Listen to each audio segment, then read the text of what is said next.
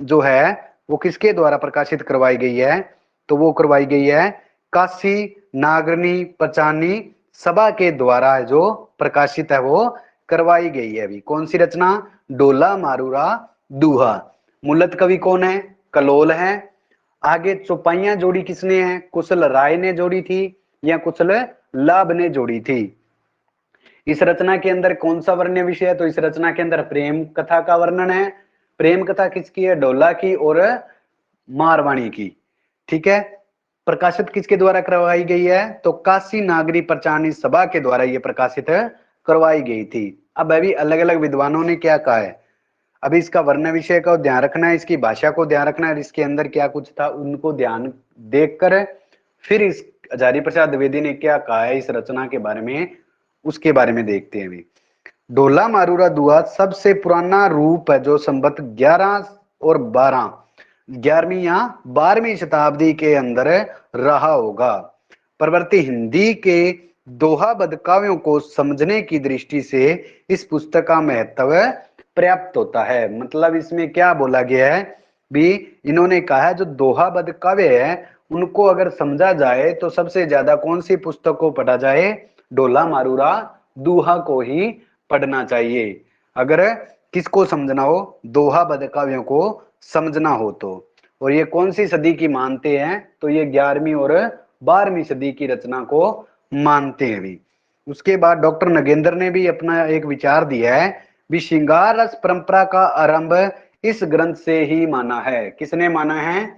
Doctor Nagendra जी ने माना है भी श्रृंगार रस जो परंपरा है उसका शुरुआत है, उसकी शुरुआत की बात किसने कही है? डॉक्टर नगेंद्र ने। अब ध्यान रखना भी, विद्वान का नाम अगर आए तब ध्यान रखना है। डॉक्टर नगेंद्र के अनुसार श्रृंगार श्रृंगार रस की जो परंपरा का जो प्रथम ग्रंथ है वो किसे माना गया है? तो वो माना गया है डोला मारूरा दूहा को। विस्तुत ये 11वीं सदी में रचित एक प्रेम काव्य है। इसका मूलत कवि कलोल का नाम ही आता है। मतलब इसके अंदर अगर मूलत कवि की आता है वो कलोल कवि है, उसी का ही नाम आता है। जैसे हमने पहले भी बात की है, कलोल कवि कौन थे? जो मूलत कवि थे। और कुशल राय कौन थे? जिन्होंने दोहों के बाद इसके अंदर कुछ चौपाइयां हैं उनको ऐड कर दिया, उनको जोड़ दिया था। उसके बाद आता भी हजारी प्रसाद द्विवेदी जी, कहता डोला मारूरा दूहा के दोहे को हेमचंद्र तथा बिहारी के दोहों के बीच की कड़ी कहा है। बहुत ही महत्वपूर्ण भी हजारी प्रसाद द्विवेदी जी ने क्या कहा है भी, जो दोहों को हेमचंद्र के तथा बिहारी के इन दोनों के दोहे है ना, इन दोनों दोहों के बीच की कड़ी किसे कहा गया है? तो उन्होंने बीच की कड़ी कहा है डोला मारूरा दोहा है, इसके दोहों की रचना या इसके दोहों को क्या कहा है भी, हेमचंद्र जी के भी दोहे थे और किसके थे? बिहारी जी के भी दोहे थे। इन दोनों के बीच की कड़ी कौन है? तो ये है डोला मारूरा दूहा। ठीक है। इसमें डोला और मारवाणी की प्रेम कथा है। 1934 के अंदर श्री राम सिंह, सूर्यकरण पारिक और श्री नरोत्तम स्वामी ने राजस्थानी साहित्य के आदि काव्य डोला मारूरा दूहा का संपादन है जो कार्य किया था। किसने किया था? प्रकाशित करवाया था नागरी पंचानी सभा के द्वारा। और संपादन कार्य किया गया 3 व्यक्तियों के द्वारा 1934 के अंदर। किनके द्वारा?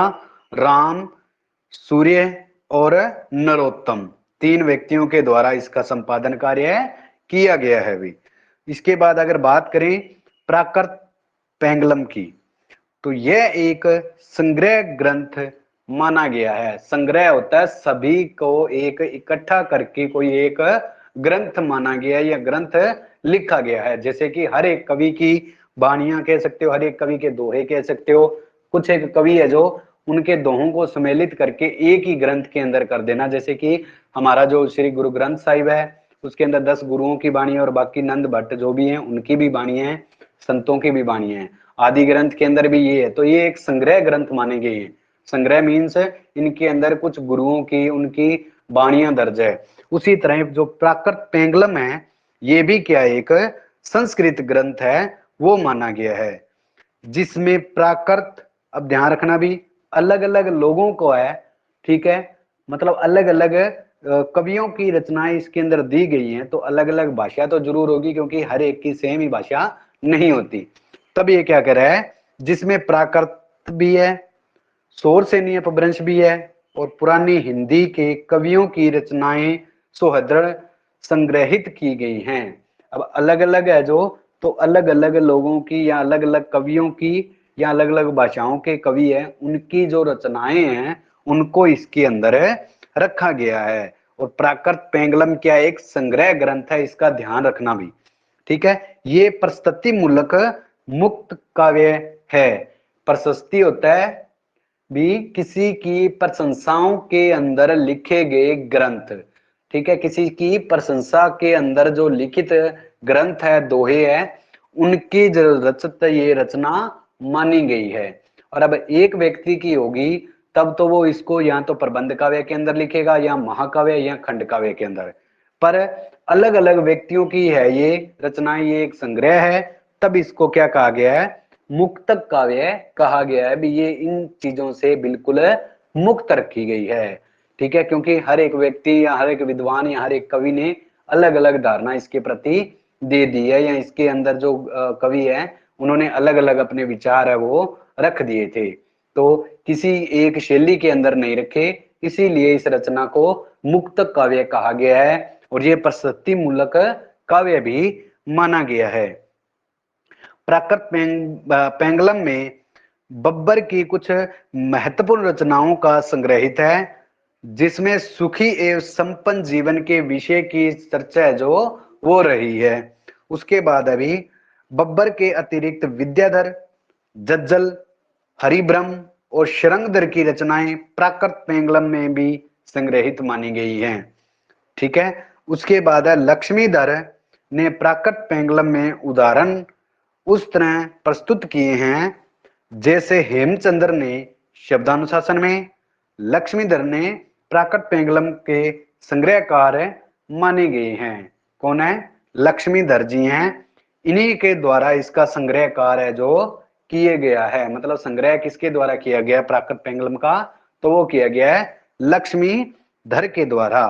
शारंगधर की एक रचना शारंगधर पद्धति या जिसे कहते हैं सुभाषित ग्रंथ है, ये भी एक अलग ग्रंथ इनका मिलता है भी, ठीक है। वर्ण विषय ये बहुत ही रेयर है, भी यहाँ से क्वेश्चन उठ के आ सकता है, बस आप इतना ही याद रखें भी प्रस्तुति मूलक और मुक्तक काव्य रचना मानी गई है, ये एक श्रृंगार ग्रंथ संग्रह ग्रंथ माना गया है, ठीक है। किसके द्वारा इसका संग्रह कार्य किया गया है, तो लक्ष्मीधर के द्वारा किया गया है। प्राकृत पेंगलम में पुरानी ब्रज भाषा, राजस्थानी, खड़ी बोली, अवधी और मैथिली भाषा का सम्मिश्रण है, जो मिश्रण है वो मिलता है। वही बात है, क्योंकि मैंने आपको पहले भी बताया था, अगर संग्रह कार्य है जो यहाँ संग्रह ग्रंथ है, तो उसके अंदर अलग अलग भाषाओं का मिलना आम बात है। तो इसके अंदर भी क्या है, ब्रज भाषा, राजस्थानी, खड़ी बोली, अवधी और मैथिली भाषा का जो मिश्रण है वो भी इसके अंदर मिलता है। बंशीधर ने प्राकृत पेंगलम की टीका लिखी थी, बहुत ही महत्वपूर्ण है भी ये। किसने प्राकृत पेंगलम की टीका लिखी थी, तो बंशीधर ने प्राकृत पेंगलम की टीका है वो लिखी थी, ठीक है। उसके बाद है डॉक्टर बच्चन सिंह, इसके बारे में क्या कहते हैं, अब ध्यान रखना भी, क्योंकि जो मैंने वर्ण विषय आपको बता दिया है उसी वर्ण विषय को लेकर ही कोई विद्वान है उसकी प्रशंसा करेगा या उसके बारे में कोई तथ्य देगा। तो बच्चन सिंह ने क्या कहा है, हिंदी के प्रारंभिक भाषा रूप और छंद को समझने के लिए प्राकृत पेंगलम एक प्रमाणिक ग्रंथ माना गया है। हिंदी के प्रारंभिक भाषा मतलब शुरुआती भाषा को और छंदों को समझने के लिए, मतलब अलग अलग छंदों के बारे में इसके अंदर दिया गया, क्योंकि ये मुक्त काव्य है तो अलग अलग छंदों के बारे में भी जानकारी प्राप्त करने के लिए इस ग्रंथ का प्रमाणिक ग्रंथ इसे माना गया है। वही बात है मैंने आपको बताया था अभी। प्राकृत पेंगलम में 11वीं से लेकर 14वीं सदी तक लिखे छंद लिखे गए हैं। यदि प्राकृत पेंगलम में पाए जाने वाले छंद शरंगधर के हैं तो उन्हें कुंडलियां छंद का प्रथम प्रयोक्ता भी माना गया है। क्या माना गया है, कुंडलियां छंद का प्रथम प्रयोक्ता है जो वो माना गया है। अब ध्यान रखना, कुंडलियों छंद का सबसे पहला प्रमाण कहाँ मिलता है, तो वो प्राकृत पेंगलम के अंदर मिलता है। ये कौन मानता है, तो ये बच्चन सिंह मानते हैं, क्योंकि शरंगधर ने क्या किया है, शरंगधर ने इसके अंदर कुंडलियों का जो छंद है उसका प्रथम प्रयोग किया है, और उसी के कारण बच्चन सिंह कहते हैं भी इससे पहले मैंने कोई कुंडलियां नहीं देखी हैं। शरंगधर की जो इसके अंदर अगर आप मानते हो भी शरंगधर के इसके अंदर पद हैं, तो वो छंद है, तो वो कुंडलियां छंद है, ठीक है। और इससे पहले कुंडलियां छंद का कभी प्रयोग नहीं हुआ, तो उन्होंने कह दिया भी मैं शरंगधर को क्या है, कुंडलियों छंद का प्रथम प्रयोक्ता है वो कहता हूं। उसके बाद अभी प्राकृत पेंगलम का संग्रहालय सामान्य 14वीं सदी के पूर्वार्ध में बताया गया है। 14वीं सदी के शुरुआत के तौर पर इसका जो बताया गया है, पर सुनीति कुमार चटर्जी ने इसे 15वीं सदी के आरंभ का ग्रंथ कहते हैं। आया कब था ये, 14वीं सदी के पूर्वार्ध के अंदर माना जाता है, पर सुनीति कुमार चटर्जी इसे 15वीं शताब्दी के आरंभ का कथा जो ग्रंथ है जो वो मानते हैं। उसके बाद अभी राहुल संस्कृतायन ने बब्बर के को प्रसिद्ध वीर कलचूरी नरेश करण का दरबारी कवि बताया है। किसे बताया है, बब्बर को। विद्याधर जयचंद के इसे दरबारी कवि है जो वो मानते थे। उसके बाद अभी प्राकृत पेंगलम में 8 छंद हमीर रासों के संबंध में मिलते हैं। हमीर रासों के संबंध के अंदर भी इसके अंदर कुछ ग्रंथ है जो वो कुछ वर्णन है वो मिलता है। कितने छंद मिलते हैं, तो 8 छंद मिलते हैं। और शुक्ल जी ने जज्जल की रचना इसे बताती है। क्या बताते हैं वो भी, ये रचना किसकी है, तो ये रचना जज्जल की वो बताते हैं। प्राकृत पेंगलम में विभिन्न वर्गों की आर्थिक स्थिति का पता चलता है। ध्यान रखना, अलग अलग लोगों ने, अलग अलग कवियों ने इसके अंदर अपने जो तथ्य हैं वो दिए हैं, तो ये क्या बन गया, ये एक आर्थिक स्थिति के बारे में यहाँ से पता चलता है। लक्ष्मीधर पंडित ने 14वीं सदी के अंत में प्राकृत पेंगलम नाम का एक ग्रह जो उसका संग्रह किया, जिसमें प्राकृत और अपभ्रंश के छंदों की विवेचना की गई है, और उदाहरण के रूप में कई कवियों की रचनाएं इसके अंदर दी गई हैं। यह 16वीं सदी के पहले का ग्रंथ माना गया है। ये तो पता ही है अभी, क्योंकि 14वीं 13वीं 14वीं और 15वीं सदी का तो इसकी रचना काल मानते हैं, तो 16वीं से तो ओवरऑल ये पहले आ ही गया है। उसके बाद अंतिम है इसका, सुनीति कुमार चटर्जी के अनुसार 9वीं से 12वीं सदी तक के कवियों की रचनाएं इसके अंदर संकलित मानी गई है। ये जनेंतर अपभ्रंश में महत्वपूर्ण ग्रंथ है। जनेंतर होता है जैन कथाकारों के द्वारा सबसे महत्वपूर्ण ग्रंथ है प्राकृत पेंगलम है, ये माना जाता है। जिसके अंदर जैन कवि है सबसे ज्यादा, उन्हीं की रचनाओं के बारे में इसके अंदर चर्चा है जो मिलती है अभी। उसके बाद आगे अभी बहुत ही महत्वपूर्ण है और हर बार प्रश्न आता है बसंत विलास का। ये आदिकाल का प्रसिद्ध जनेंतर फागु काव्य माना गया है। कौन सा काव्य, ये फागु काव्य। और फागु काव्य क्या मैंने आपको बताया था, होली और अनेक जो त्योहार हैं बसंत के, उस समय गाए जाने वाले गीतों को क्या कहते हैं, फागु काव्य जो कहते हैं, या फागन वाले जैसे भी है, किसी प्रकार से आप मान सकते हो। इस सरस और श्रृंगारिक साहित्यिक कृति का रचनाकार अज्ञात है। ये भी ध्यान रखना भी, इसका कोई भी रचनाकार नहीं है। अब बसंत है वो विलासिता के अंदर डूबी है, ठीक है। क्यों डूबी है, क्योंकि बसंत ऋतु को लाने वाला कोई नहीं था, वो आती है भी, ठीक है, किसी प्रकार से याद रख लो। इसके अंदर 84 दोहों में स्त्रियों पर उसके विलासपूर्ण प्रभाव का सुंदर चित्रण है जो वो किया गया है। विलास क्या होता है, दुखदायी जो समय होता है उसी की चर्चा होती है। तो इसके अंदर कितने दोहे मिलते हैं, तो 84 है भी, 84 दोहों मिलते हैं, ठीक है। इन दोहों के अंदर स्त्रियों पर उनके विलासपूर्ण प्रभाव का सुंदर चित्रण है जो इसके अंदर दिखाया गया है।